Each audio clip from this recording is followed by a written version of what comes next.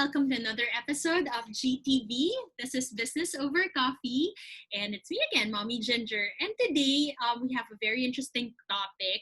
Our topic is how to be a journalist. Ayan. So, nung bata ako, part ako ng school paper, no? So, ang gusto ko talaga, no, na maging writer, maging journalist. Pero, syempre, iba na yung path ko. No? So, today I invited one of my friends, Shai Lagarde. So, Shai, hi! Hello! Hi, Ginger. Ayan. Ito, okay. Ayan. That's good that you're okay. And recently, no, nag-connect kami ni Shai because of one of her episodes, no. So maybe you can, before we go to the topic, Shai, maybe you can tell our viewers a little bit more about yourself and paano ka naging journalist. Alright, so sige. Hi guys. So my name is Shai, as Ginger has mentioned. I actually started way back sa traditional media. So I graduated some time ago. Biglang nag-hesitate. I graduated during the time na super big yung mga magazines, glossy magazines, lifestyle broadsheet dailies, mga ganon. So I started as an intern for Meg magazine. I also did student correspondent for Chalk. So yun, medyo college magazines. And contributed to mga summit media magazines like Candy, your favorites before yon. Candy, 17, ganyan. And then, I worked in Meg as an editorial assistant. So, parang Devil Wears Prada, parang si Anne Hathaway, but like super less glamorous. Yon, ganon. But then, ang start ko with all of this, with the media work, is journalism. So, like grade 3 pa lang, journalist na ako sa school. Parang ikaw, school paper, ganyan. So, all the way to college, ganun yung parang linya ko. Napadpad lang sa features and fashion kasi parang na-discover ko siya na parang, okay, this is a different, So, parang nag-full circle yon. After ko mag-work sa Meg, I met Sir Howie Severino sa GMA. Yes. So, I interviewed him for an article. Tapos nabanggit ko lang, parang, sir, alam niyo ba, favorite ko yung Eyewitness. I wanted to work for GMA before, ganyan. Long story short, he asked me to send my resume and then I got interviewed. Tapos naging researcher ako sa Born to be Wild. So it's yung parang Nat Geo. Okay. Yun, medyo long history to, no. So yun, I became a researcher for a show about wildlife conservation, animals, mga things na hindi ko masyadong kabisado. So I had to really learn the ropes. And then they started this fashion and lifestyle show naman sa before kasi QTV pa nawala na yung QTV ngayon so medyo we're old. So ayun, so QTV they had this lifestyle show. It was called Fit and Fab. Meron din silang Fashbook, si Solen Yusuf naman yun. So Fit and Fab sila, Maggie Wilson yun. So parang bumalik ako sa ganon, but with a mix na of TV production. So writing pa rin, styling pa rin, but then with TV. And then I started going on Tumblr. Tapos parang nagpo-post ako ng kung ano-ano outfits, whatever. So that's kind of how I transitioned naman into blogging. Okay. YouTube vlogging and Tumblr blogging until siguro late 2013. Stop muna lahat siya. I did corporate. So parang corporate communications naman siya. But it was still a little bit related to media kasi yung company namin would always do events and like they need promotion. So syempre kausap ko rin yung media. Uh-oh. So yun, I did that for 5 years. Went to New York a bit. Tapos doon naman ako nag-work for like a year. And then pagbalik ko dito, nag-hold sila ng audition sa GMA. So since nag-work na ako doon dati, parang sabi ko, pwede sigurong itry ulit.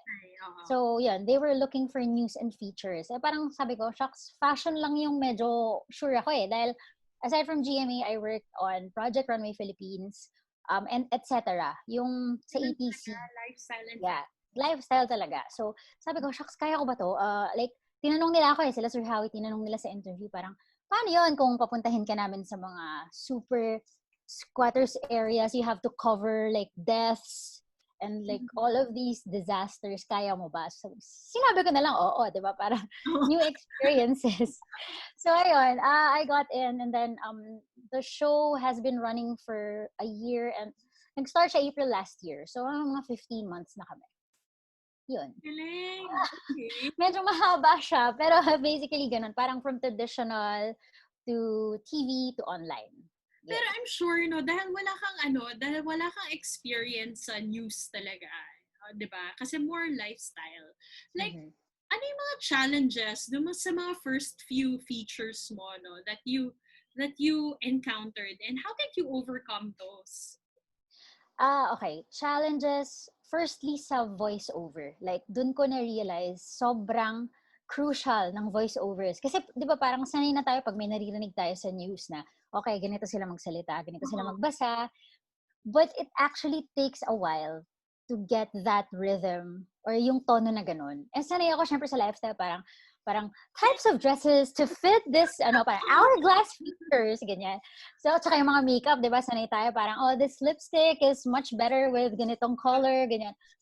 Pag sa VO ng news, sobrang lamya ng dating kapag ganun ka magsalita. So, it has to be more forceful and parang, yun nga, may certain, may certain tono siya. So, isa yun sa mga challenges. Pangalawang challenge, I was used to writing in English. Okay. So, yung Stand for Truth, although conversational siya, may mga topics na talagang kailangan hanggang sa pinakamababang rung, kumbaga, from highest to lowest educational attainment, kailangan maintindihan nila. So, we have to really do it in Tagalog and then yung mga pinabulaanan ni ganito ganyan. So, I had to relearn how to write in pure Filipino. Ganyan. So, yan. So, yung mga ganon, parang hard news talaga siya. And, of course, some people who knew me from lifestyle, from blogging, sila, parang, ang tawag sa akin, pabebe. So, when I was starting out, parang, ang pabebe niya magsalita, because it was true naman, parang, may earthquake sa Pampanga, tas ganito lang yung tono ko. Parang walang masyadong, sense of urgency, ganyan. Pero, with practice naman, you can overcome it. So, who taught you? Like, di ba? I mean, like ako, kunwari gusto ko mag-news, hindi ko alam naman like ano yung tone na dapat. So, obviously, ano yan, may training ba kayo sa GMA? Like how to write and how to say it? We did a 1-week training program. Pero it was more for shooting. Kasi siya yun nga, unlike regular TV newscasts na meron silang crew or meron silang producer kasama nila sa field, kami lahat, we shoot all our video and then kami din, yes, gamit yung phone. Mobile journalism siya. So we were trained doon sa part na yun. Yeah. But with the VOs, ang ginawa ko lang, nakinig lang talaga ako. Like, meron ako mga pegs na reporters sa GMA, mga female reporters na gusto ko yung way nila magsalita. Parang hindi masyadong OA, hindi rin masyadong scripted. Parang sakto lang siya. So, in a way, parang tinry ko hanapin yung tono nila and then make it my own style. Parang ganun. So, kung walang practice, mahirap talaga siya. And sabi ko nga, parang I never knew how crucial this is. Parang VO lang siya but apparently, it's such a huge deal. Kasi kahit hindi nakatingin yung nanonood, kapag kabisado na nila kung sino yung nagsasalita, it's easier to tune into the story. Parang ganun. So, may ganun pala. So, gano'n. Parang na-familiarize ng mga people familiarize themselves with your voice as well. Na parang ganun ka ng salita, unused to. This is something para sort of serious, no? And urgent. Yeah. Ang galing. Sige, sample one line lang. Gusto ko lang makita yung difference. Ano ba? Yung normal mong salita. Tsaka yung, ito yung news na salita. So, magpupull up ba ako ng stand-upper? As in, like, okay. Kind of one sentence lang. Sige. Ito, one sentence lang to. Oh my gosh, nahiya naman ako bigla. I'm so sorry, pero sobrang interesting sa akin to. And I'm sure yung mga viewers natin, may ganun pala. Talaga, may difference. Okay. Okay. Sige na nga. Okay, isang sentence to. Medyo mahaba-haba siya, pero okay, so, wait lang Sorry guys medyo matagal ang aking internet. Ayan. All right. So, my latest report was about Cebu. So, ayan. So, si Pangulong Duterte rumesponde na sa COVID-19 crisis sa Cebu. Ipinadala roon ng Malacanang sa IATF ang 3 PCR machines, PPEs, masks, and medical equipment at itinalaga si retired General at DENR Secretary Roy Cimatu bilang COVID-19 Deputy Implementer ng Visayas. So, like, when you talk to a friend, hindi ka naman ganun magsasalita, di ba? Like, diba? Sabi mo, ayun, pinadala sila doon. Tapos, diba? Or kahit pag vlogger ka, diba? Diba parang, hey guys, so ganito, ayun, may mga masks na sila doon and other eme, diba? Pero pag reporting, yun, parang, it has to have that, yun. Galing mo, Shai. Like, so may mga specific words ba yan na parang, like, itinalaga? Like, parang yun, di ba? I mean, hindi ko naman gagamitin yun na, guys, itinalaga. Pangulong Duterte na. Tama. Specific words talaga din kayong ginagamit. Ang galing. Yeah. Sige, so we go to content. How do you choose your content? Like, who chooses for you? Binibigay ba yan ng network? Or parang ikaw yung nagpipitch? Or how? For other news shows, meron silang lineup. Like, they have a news desk. Parang isang team yon na ang trabaho nila talaga mag-monitor ng ano yung breaking, ano yung pwede natin i-cover. In case of Stand for Truth, although meron din kaming ganun, maliit na team who do the monitoring, reporters pa rin. Parang, for me, it's a good thing na kontrolado namin kung anong stories. So, okay, so may mga breaking, may mga urgent na sasabihin ng mga boss namin, you have to do this, gawa kayo ng ganitong angulo, ganyan. But for the most part, it's up to us or we're required to pitch.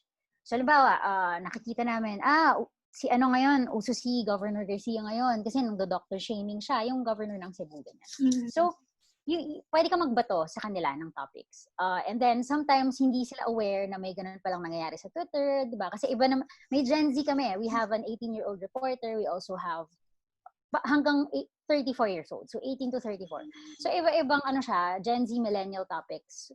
So, bahala kami. Parang we can work on things na feeling namin mas kabisado namin. Like, I did blogger tax. Kasi sabi nila, since blogger ka dati, dapat ikaw yung gumawa dyan. Yun, mga ganun. So, depende sa branding namin basically. Parang ganun. Okay. So, how fast do you get approvals for this? And how frequent should you pitch stories or cover stories?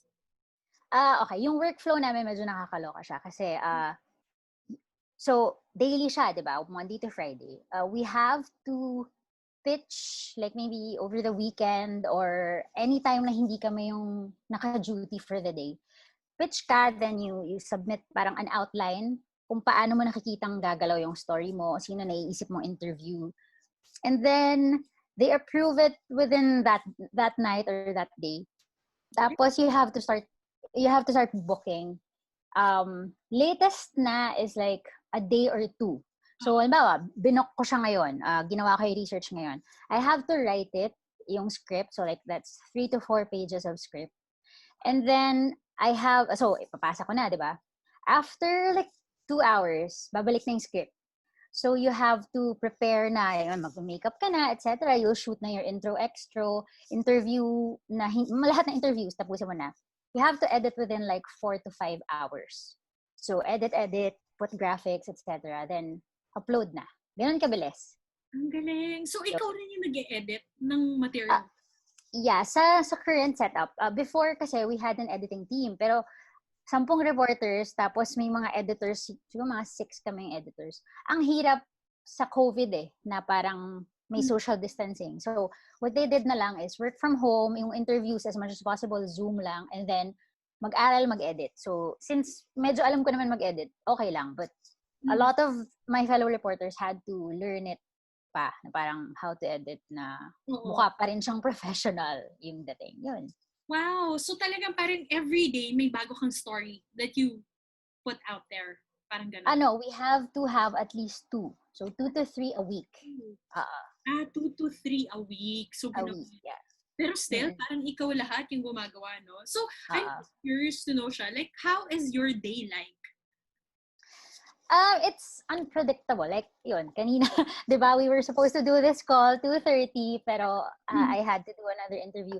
Kadalasan ganon. Buti na lang, a lot of the people we ask, like, pwede ba kayong ma-interview? Kailan?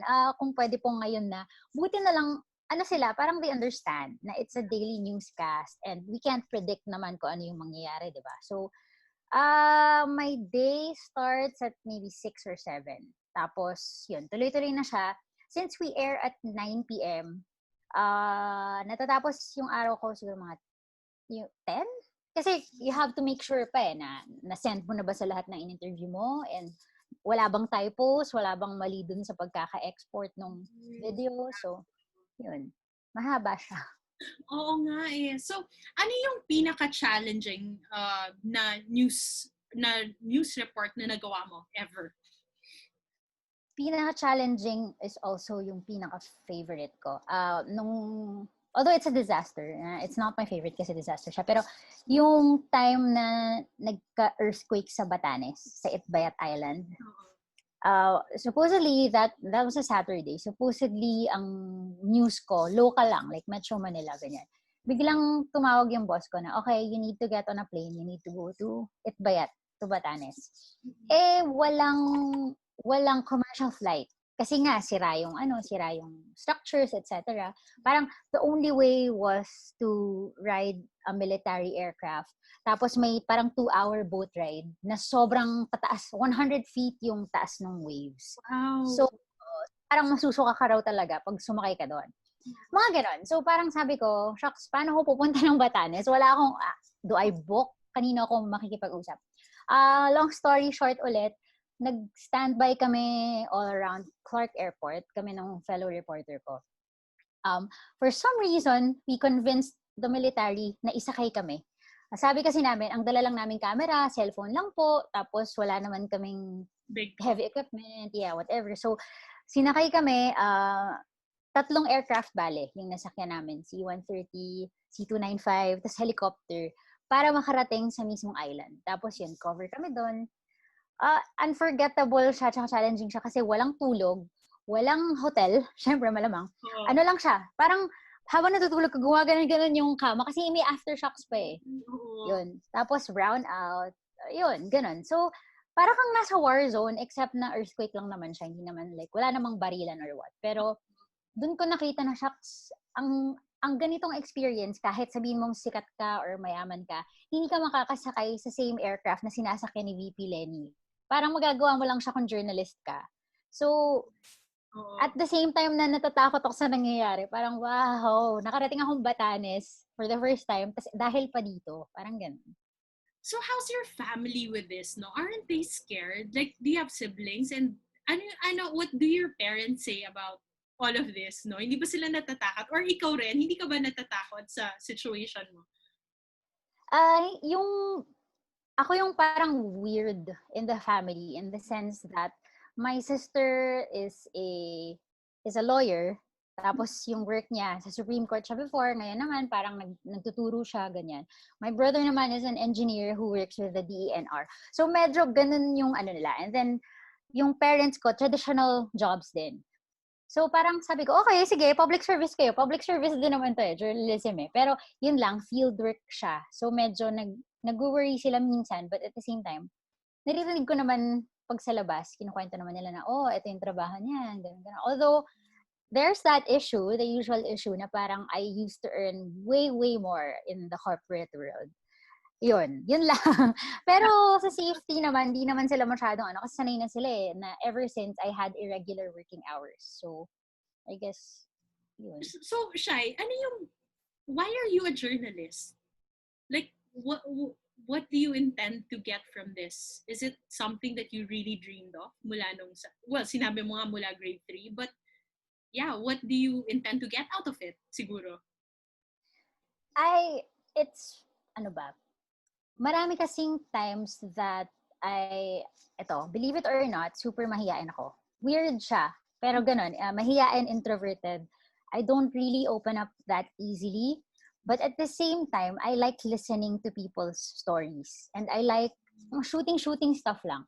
So parang feeling ko dun siya lumalabas. Like when I meet someone, uy, ganda ng storya nito, tapos kukwento ko sa iba. Pero parang I wanted it to be like, hindi lang family yung nakukwentuhan ko or hindi lang friends. Parang when you're a journalist, you see something interesting, you can share it to a wider audience. So parang ganun, parang ever since gusto ko lang na, uy, alam nyo ba, may ganito, uy, alam nyo ba, may ganyan. Instead na talking about myself, it's talking about this event or this person or this story, parang ganun. Yun. Grabe, sobrang interesting because parang yung the voice that you have, no, nilalabas mo siya sa bawat story na that you create, no. So parang whatever, kumbaga anong gusto mo ikwento or paano mo siya ikwento, lumalabas siya dun sa report that you create. So may mga um ito, there are things that, let's say, you believe in, and then syempre like you strongly believe in. But then there are like, syempre, as a reporter, you have to report both angles. So, how do you do that? Kasi alam mo, like ako as a person, kunwari, talagang, let's say lang, mahilig ako sa French fries, no? Kunwari, gusto ko siya. Kaso, kailangan ko i-report na may iba pang options, guys. Like, parang ito yung other side of it, na masarap din ang cake, kunwari. Yun. So, paano mo nagiging fair din yung reporting mo? Diba? Kahit paano kasi, I don't know kung lalabas yun sa report na ikaw medyo biased to. Parang gano'n. So, how do you make it fair? Super ganda ng question mo. Kasi if there's anything I'm proud of, it's that I'm very, very OC with balancing my stories. Parang, GMA kasi ever since, saludo ako sa news and public affairs nila eh. Kasi parang nafe-feel ko na they really make sure na if they get one side of the story, they get the other angle. So, hindi siya nagla-lopsided. As far as nakikita ko, ganun siya. So, I've always tried to emulate that. Lalo na dito sa Stand for Truth. Kasi parang, halimbawa, yun nga, my last story was about yung rising COVID cases sa Cebu.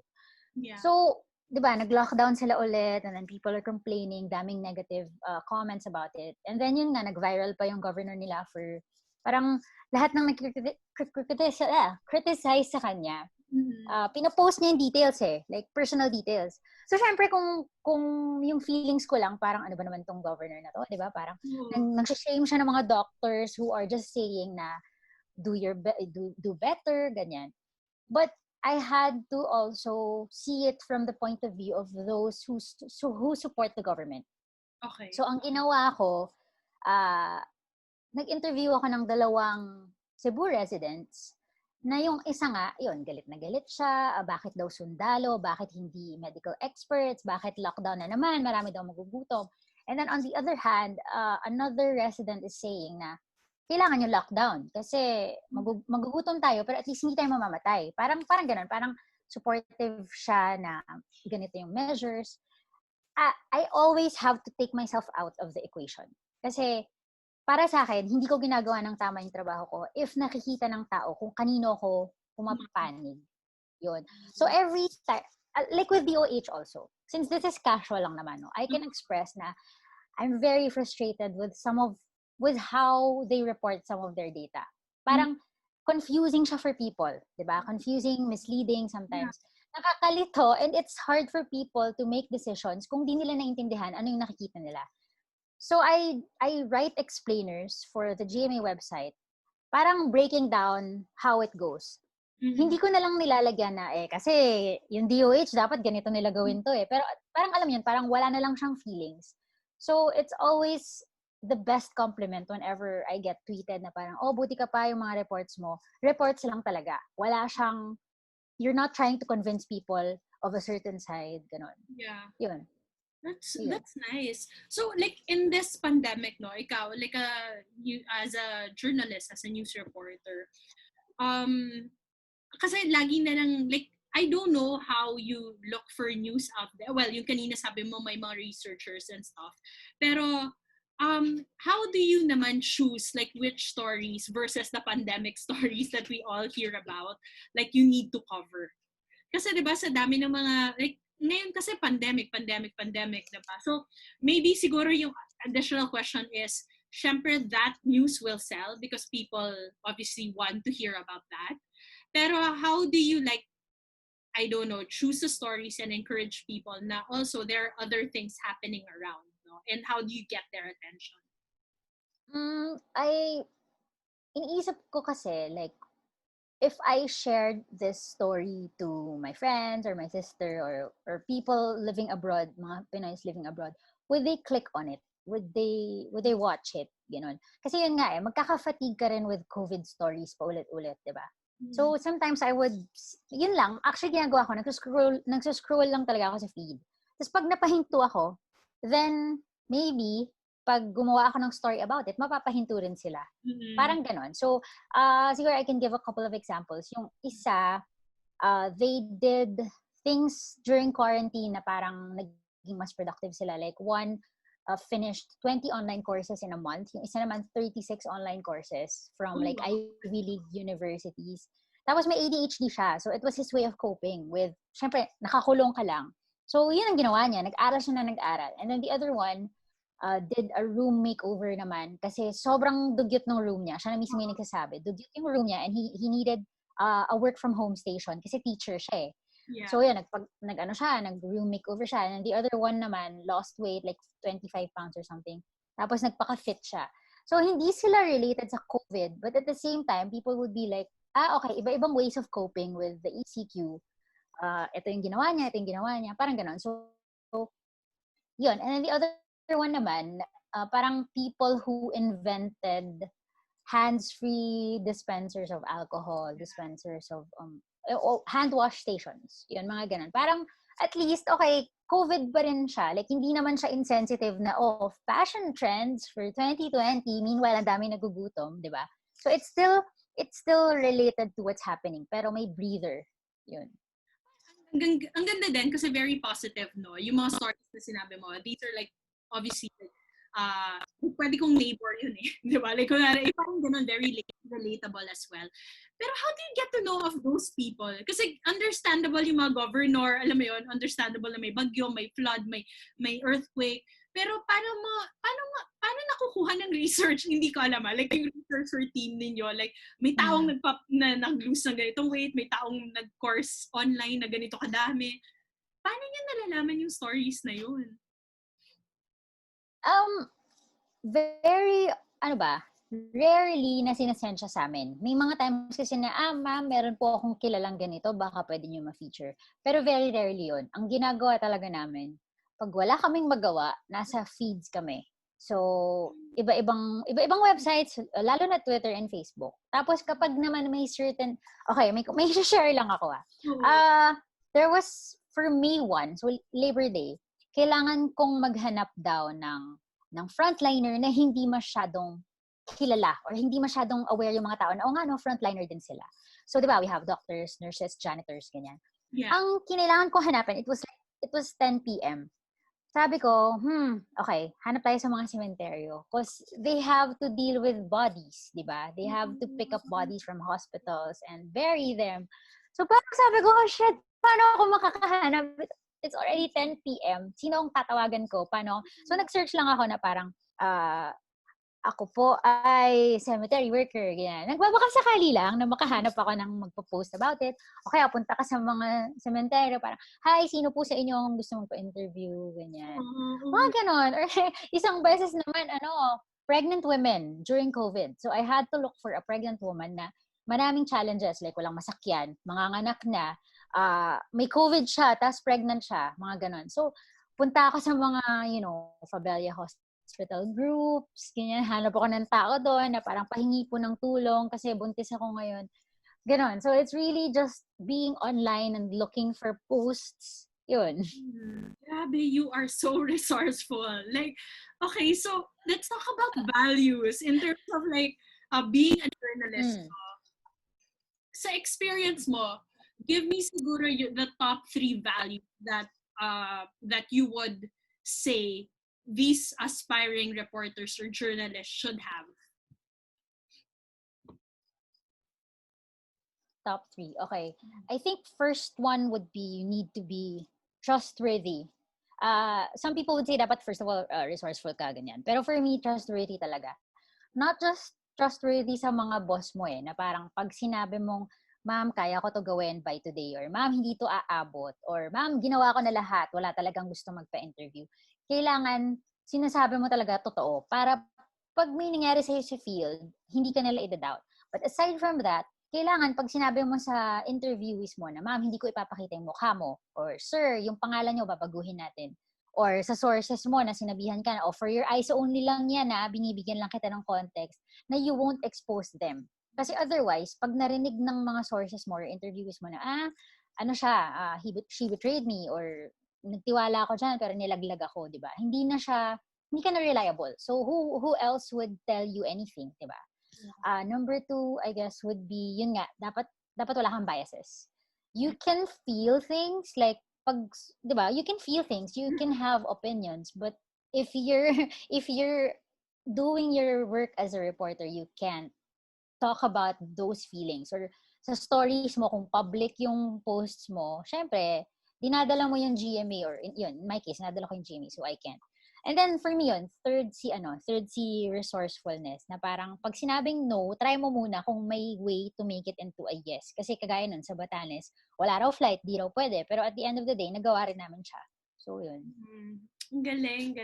So, Shai, ito, isa pa, curious ako malaman, do you have me time? Like, do you spend time for yourself ngayon? And what do you do during, like, let's say, your me time? I try to have some me time.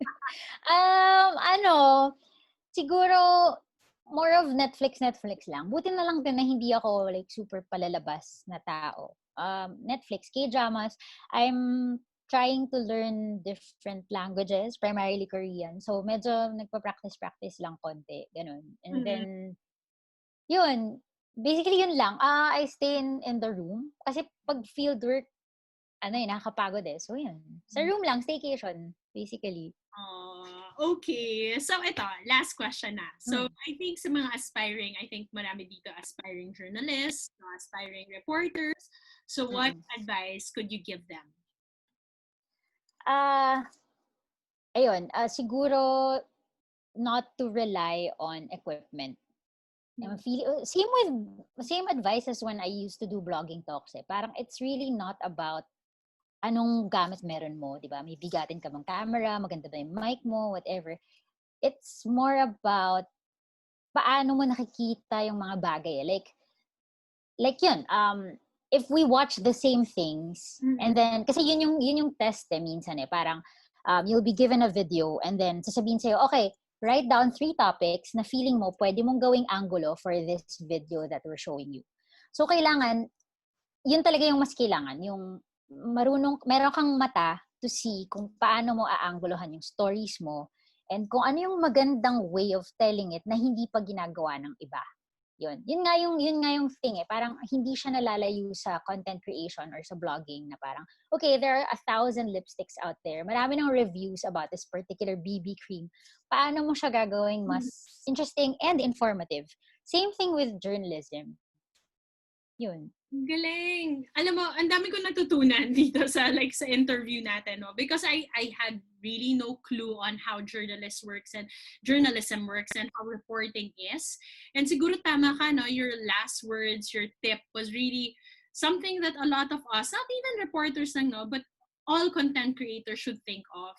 No, like right now, it's so frustrating to see like a lot of content creators comparing themselves with others, but at the end of the day, you are a unique individual, no? Like a reporter who stands out among the rest. You're basically, how you see things is very different from how the other people see things, and that's what you should embrace, no? That's what your experiences, like ikaw, Shai, ang dami mong pinagdaanan, and hindi ganyan yung pinagdaanan ko. So the way I see things may be different, no? And I'm sure it is different from the way you see things.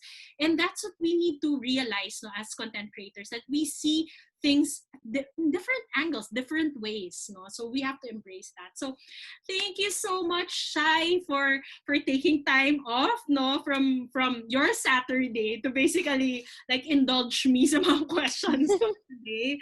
I had so much fun. I learned so much, and I hope you yung viewers din natin learn so much. No? If they want to get hold of you, like how do they contact you? I'm very active on Twitter and Instagram. So at Shai Lagarde. Yun lang. All right. Again, Thank you thank you so again for having me and for letting me share some of these things. You're welcome. You're welcome. I loved it. I actually love the topic today. No? So, Mm. okay, if you also like it, guys, to all of our viewers today, if you like this video, share, subscribe, and if you are on YouTube, please click on the notification bell for more videos like this.